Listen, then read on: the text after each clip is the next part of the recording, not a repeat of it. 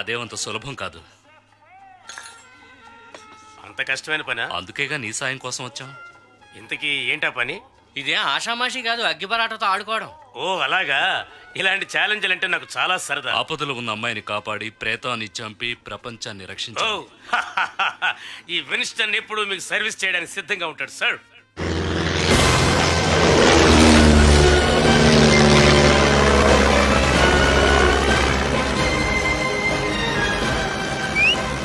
మీకేం ఇబ్బంది లేదుగా? ఇబ్బంది కాక సుఖంగా ఉన్నానుకున్నావా? నువ్వెలా ఉన్నావు?